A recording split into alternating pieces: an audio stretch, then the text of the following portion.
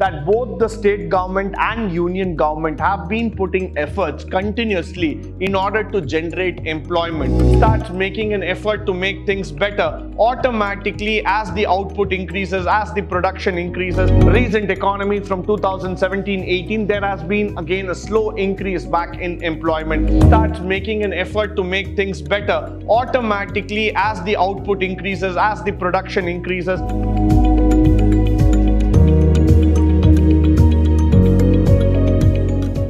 Good morning and welcome to the session 6 of chapter 7, Employment and Growth.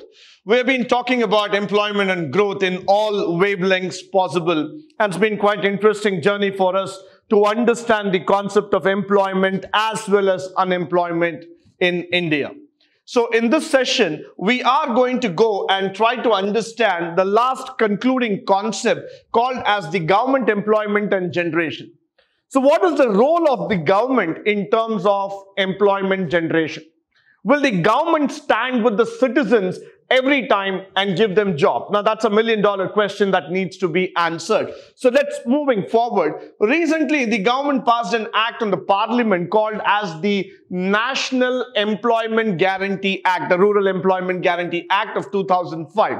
It promises 100 days of guaranteed wage employment to all the adult members of rural household who volunteer to do the manual work. Somewhere down the lane, government has understood that without their intervention, employment cannot be generation.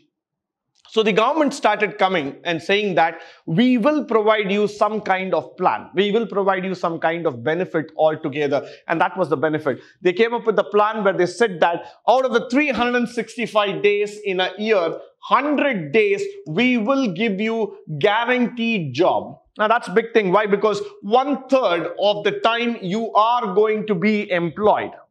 Now that gives you a guarantee to the rural households that they are going to get some money for at least 100 days in a year.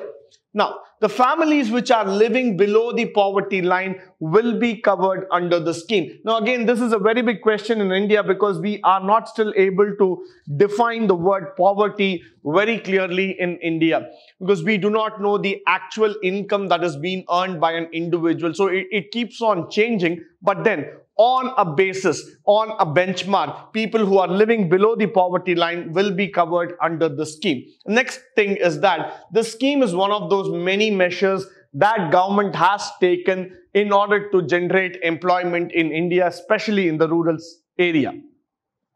Now, what we need to understand here is that government in some form or format has always been interested in its citizens. They always wanted to see that somewhere down the line, they will want to generate employment for all their members altogether so that they will be able to give them some kind of work, some kind of push altogether for the growth and for the aspects. Now, this is very, very important. Why? Because with that factor only, we are being able to make a progress altogether. Now, moving forward, we also need to understand this factor. The government employment and generation has been from the independence. The union and state governments have been playing an important role in generating employment and creating opportunities. So it is very, very clear that both the state government and union government have been putting efforts continuously in order to generate employment for its citizens across this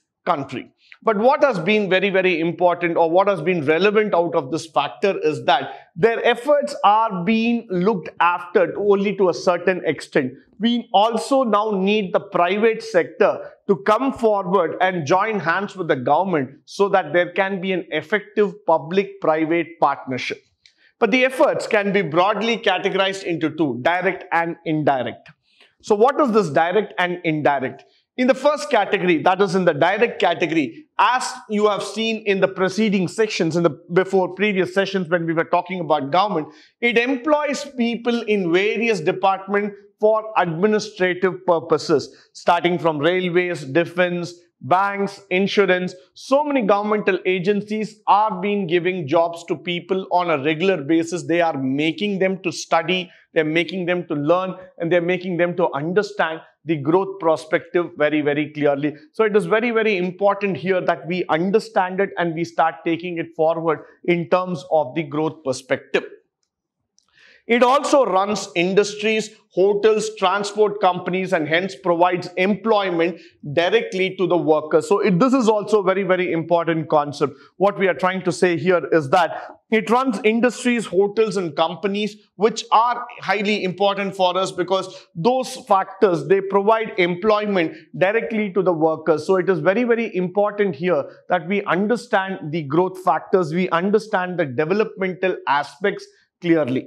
And at many a time, we also need to understand, we also need to go with the factor that these sections or these parts of the society have always been trying to generate employment in different formats and areas. Now, many a time, there are a lot of government schemes, there are a lot of government factors which you would be seeing that coming up with policies and programs like the Mudra Yojanas, or they're coming up with the MNRGA schemes, they're coming up with the National Rural Employment Guarantee schemes. They always want to get in some kind of schemes and plans through which they can make those unemployed people become a participative factor of the job function altogether. This is highly, highly necessary. Why? Because unless and until both the state government and the union government take in charge, take the complete in charge of doing things and pushing it forward, we will not be able to get employment on a regular basis. So that is why intervention of government in the Indian sector is highly important. Now, moving forward, we also see that when the output of goods and services from government enterprises increases, then the private enterprises also supply materials to government, which will also raise the output. So somewhere when government increases their target, when government makes it possible for most of the economy to start propelling back, come back, the private companies also join the bandwagon and they also start producing, they also start moving forward altogether. So it is highly important and mandatory for all of us to understand here that how the governmental sector comes into force and starts developing it altogether. Now, for example, when a government owned steel company increases its output, it will result in direct increase of employment in that government company. So now what happens here is that when the government company starts moving forward, starts making an effort to make things better, automatically as the output increases, as the production increases, people will also join up there and they will also start contributing to that growth. Simultaneously, private companies which supply inputs to government steel company or purchase there, they will also try to increase their output and thus they will also increase the employment. So when the government sets a target for increasing the employment more, the private sector will also join hands and they will also help in terms of employment and growth altogether. Now that is what we call it as the indirect generation of employment. Because of one sector propelling the other sectors in the economy, everybody will get benefited in this manner. Now, moving forward, all these programs aim providing not only employment in rural areas or services such as primary health or primary education, rural sanitization or drinking water, nutrition, assistance. They also try to address a very, very important factor that they try to provide job on a community basis. They try to provide some wages. They try to help us in terms of getting a sustainable living condition altogether. So that is why when you see that the generation of employment actually leads to a better livelihood and people are able to sustain their lifestyle altogether. So the more and more you are employed, automatically you will be able to see a positive growth in your life, and the assistance that has been coming to you in terms of conducting of rural houses, roads, all those kind of infrastructure is also a source of the employment factor that we are seeing in India. In fact, when the push was given in India for infrastructural development, what we intended to see is that directly or indirectly, more than 40% of the labor can get a job, and this will push the economy to the next level as far as possible. Now, moving forward, we come to the conclusion of this chapter. So what is that we have learnt in this chapter? Let's have a quick recap. Let's try to understand what are the key takeaways from this chapter.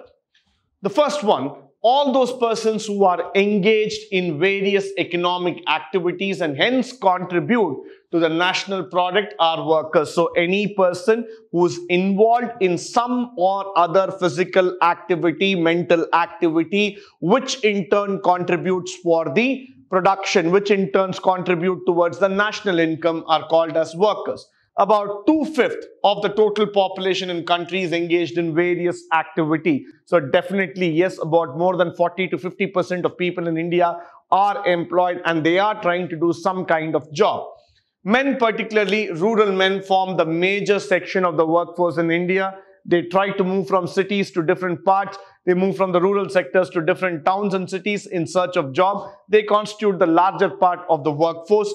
The majority of workers in India are self-employed. This is a key takeaway from this lesson. 90% of the Indian workforce always feel that they want to be self-employed. They don't want to work under somebody. So they feel that some form of self-employment gives them a better seek towards the job, towards the remuneration altogether. Casual wage laborers and regular salaried employees together account for less than half of India's workforce. Another important point. So entrepreneurship is inbuilt in India. Most of the people are interested in taking up their own job, a self-styled profession, and they want to run their own business or their own medium for working. Moving forward, about 3/5 of India's workforce depends on agriculture. So still we have a major stake on agriculture and other allied activities as major source of livelihood. So that is inbuilt, that is a part of the system which we cannot say no at all.